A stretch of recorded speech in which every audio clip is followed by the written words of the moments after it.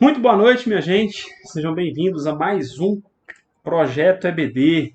Hoje, lição 3, Ezequiel Atalaia sobre a casa de Israel. Antes, só lembrando, né? Abaixo está o link do Instagram da igreja para você conhecer mais os horários, enfim. E fica desde já o convite para você participar do EBD conosco.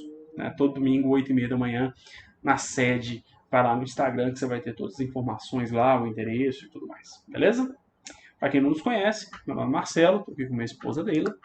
Oi, pessoal, sejam muito bem-vindos a mais um resumo da lição da Escola Dominical. Hoje é a lição de número 3. Vamos lá, né? Texto áureo diz assim, Ezequiel 3,17. Filho do homem, eu te dei por atalaia sobre a casa de Israel. Primeira coisa, o que é o atalaia? O atalaia é aquele que anuncia, né? É aquele que proclama algo, né? Seria aquele que... Sabe aquele... Não sei se você já assistiu o filme, principalmente medieval, né? Ficava uma pessoa na porta e anunciava, todo mundo chegava. Chegou fulano, filho de fulano, conde, visconde, não sei de onde, governante, essas coisas. Esse é o atalaia. Ele anuncia as coisas para aqueles que estão na casa, naquele evento, enfim, tá? A verdade aplicada me chamou a atenção nessa revista. Ele diz assim, cada cristão é enviado ao mundo para anunciar no poder do Espírito Santo tanto a salvação como o juízo vindouro. Na lição passada a gente falou um pouco sobre isso, né? Que o Senhor mandou Ezequiel falar tanto do juízo sobre o pecado quanto da redenção. E eu destaquei aqui que em Atos capítulo 8 é dito que sobre nós viria a virtude do Espírito Santo para sermos testemunhas. Portanto, Deus, ele coloca sobre nós poder para testemunharmos, para falarmos do Senhor. Isso é um mandamento, é um chamado de Deus. Amém? Muito bem. Quer seguir? Pode fazer a introdução. Introdução? Então vamos à introdução. A introdução, o comentarista diz assim: quando o atalaia se conscientiza da sua responsabilidade, age com diligência e não perde o alvo. Ele não presta atenção nas dificuldades, nos incrédulos e nos opositores, pois tem a ajuda do Espírito Santo. Então, uma vez que você entendeu o chamado do Senhor para anunciar a sua obra, anunciar a sua salvação, você não presta muita atenção naquilo que vem tentar barrar, nas ações do mundo, do adversário, para tentar barrar isso. Você é fiel àquele chamado. E é isso que o Senhor requer de nós. É que sejamos fiéis ao seu chamado, fiéis à sua palavra, mesmo diante de dificuldades, que estejamos sempre dispostos a dizer que só o Senhor é o Salvador. Amém? Amém. O item 1 fala que fala sobre o verdadeiro profeta de Deus, né? Está falando aqui sobre Ezequiel, que ele seria um atalaia ali no meio do povo, e eles estavam bastante familiarizados com esse termo, atalaia, né? Porque eles conheciam muito bem o que era. Ezequiel também sabia qual seria a função dele. E o comentarista fala que nem todos os atalaias daquela época eles eram diligentes, eles transmitiam a mensagem como deveria, né? Como nós estudamos na lição anterior, talvez eles acrescentavam, talvez diminuía, falavam o que seria bom para o ego daquela pessoa, mas não o que na verdade ele precisava dizer, né? Que era a verdade vinda de Deus. E e Ezequiel ele deveria ser diferente, ele deveria simplesmente falar o que Deus mandou ele falar para aquele povo. E continuando aqui no item 1.1, o tema é o seguinte: deve ser da mais alta confiabilidade. Então, ele sendo uma pessoa de confiança, né, ele precisava transmitir exatamente o que Deus estava falando para aquele povo. Então, e Deus falou com ele: se ele não fizesse isso, ele seria culpado da morte daquelas pessoas. Ele deveria falar para o povo sobre a destruição iminente sobre eles, né? Informar sobre a desobediência e ele, sob pena dele ser culpado do sangue daquelas pessoas. Então, ele deveria transmitir tudo que o Senhor falou, sem acrescentar nem diminuir. E o profeta, o comentarista fala aqui também que o profeta de Deus não pode ser relapso, nem negligente, mas diligente, sábio, submisso e fiel ao Senhor. Então ele deveria simplesmente obedecer ao Senhor e falar o que ele queria passar para o seu povo. Excelente.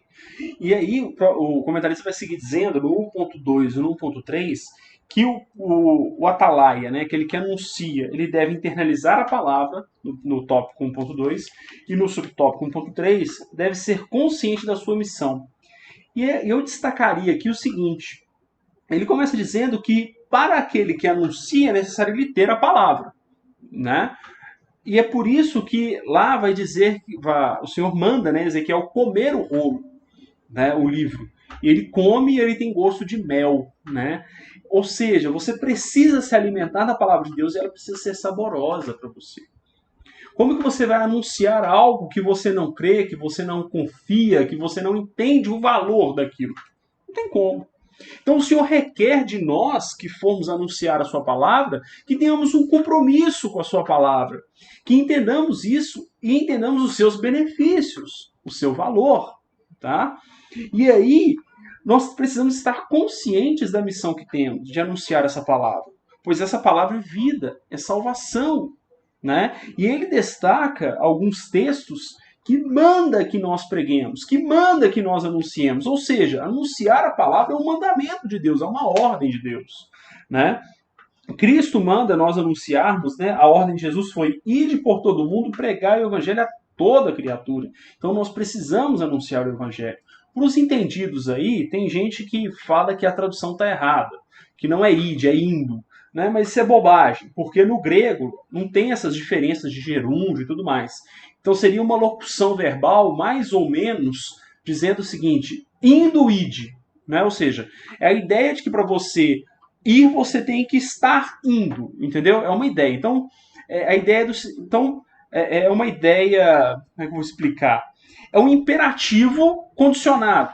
Ou seja, o Senhor manda você fazer algo enquanto você vive, tá? Mas indo ou ide, o texto original é um imperativo.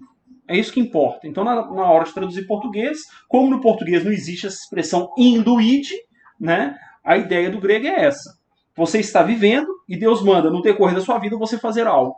Entendeu? Essa é a ideia do grego. Como não tem como ser literal, fica só o imperativo. Mas a ideia do grego também é um imperativo, é um mandamento de Deus. Ok? Não sei se entenderam. Escreve aí embaixo aí se entendeu, se não entendeu, comenta que a gente faz um outro vídeo só para explicar isso.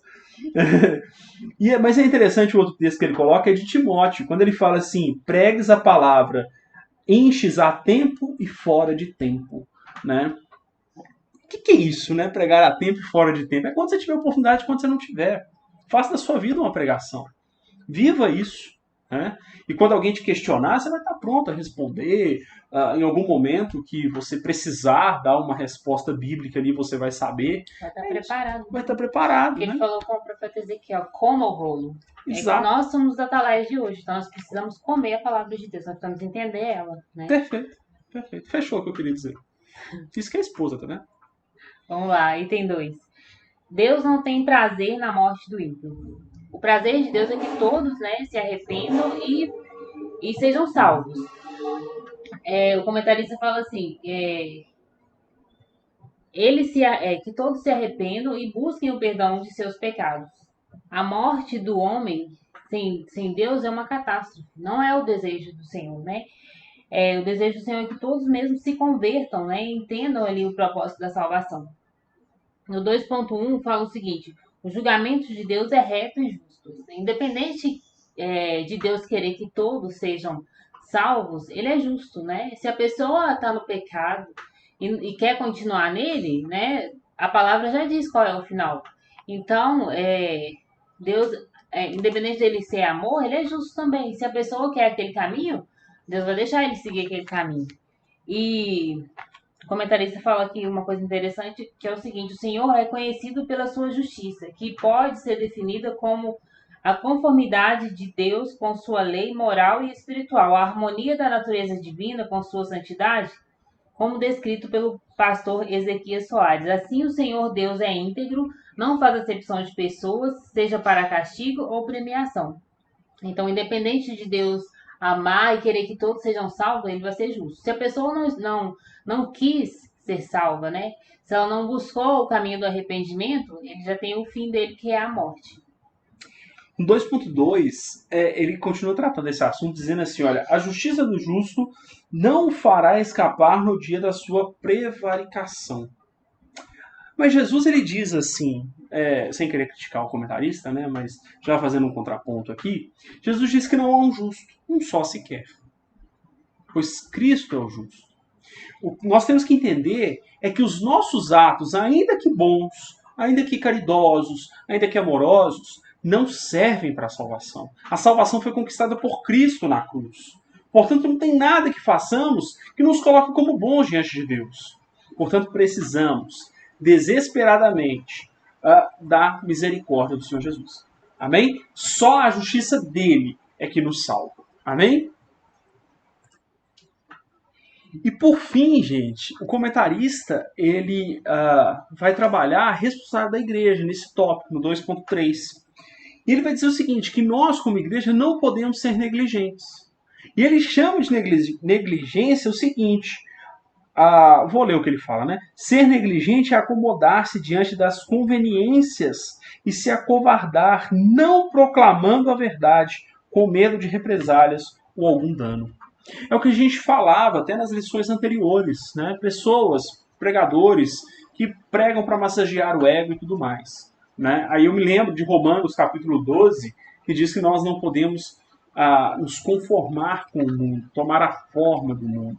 Né? A mensagem de Deus, como nós falamos na lição anterior, ela tem que ser pura, ela tem que ser pregada de maneira pura. É o que Deus falou, é o que está na Bíblia e pronto. A igreja não pode ser negligente nesse momento. Né? Então, igrejas, comunidades que estão aí passando a mão na cabeça das pessoas, dizendo que está tudo certo, está tudo lindo e maravilhoso, a pessoa tem 2 famílias e está tudo certo, né? Trai a esposa, jovens com vida promíscua e que está tudo certo. Não podemos compactuar com isso. Amém?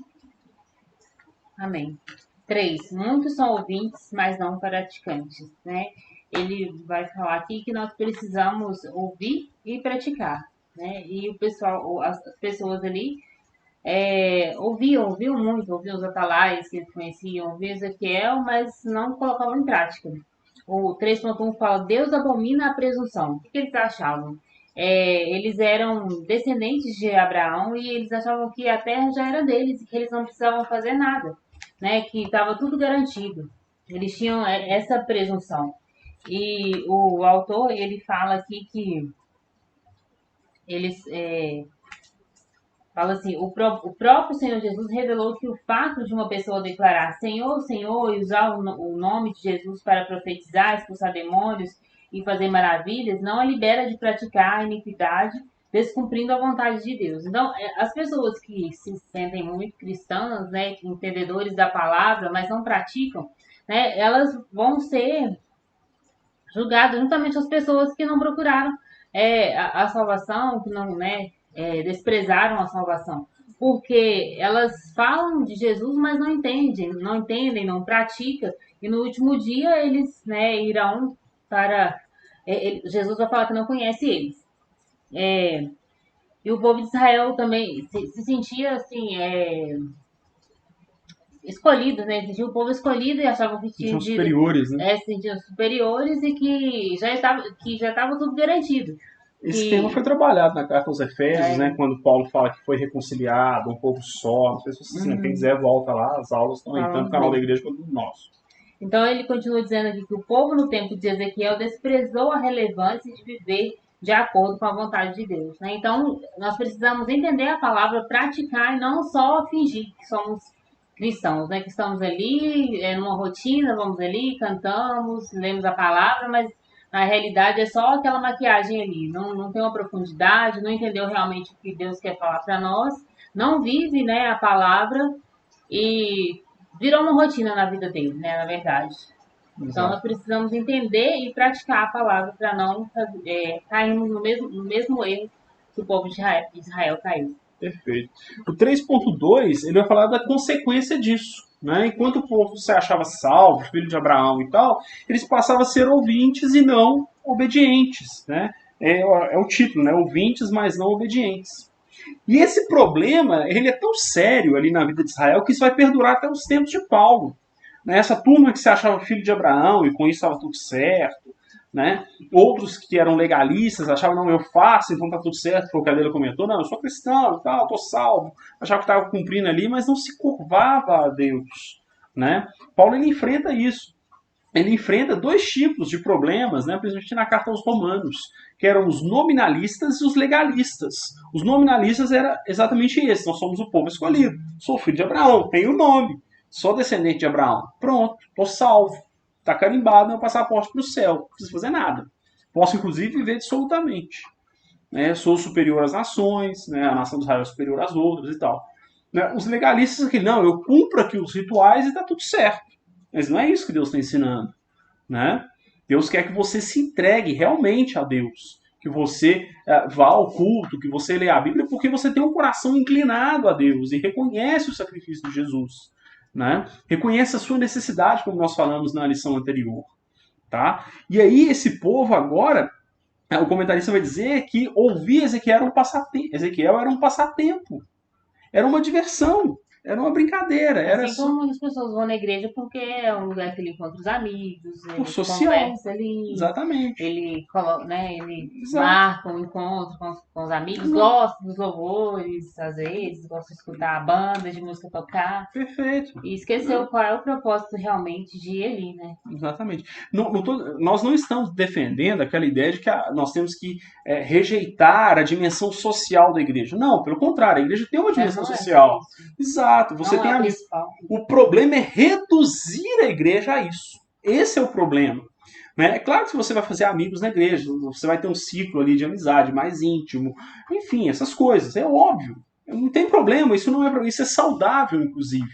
Tá? Mas quando você reduz a sua vida congregacional ao social, acabou. Né? Aí você perdeu o evangelho. Você não está vivendo mais o evangelho. Esse é o perigo. E era o que acontecia ali. As pessoas ouviam Ezequiel como se ouve um palestrante, como se ouve, sei lá, um stand-up, né? E assim por diante. E cuidado, hoje em dia tem muito disso, né? Vou, com todo respeito, vou citar nomes, não tem problema.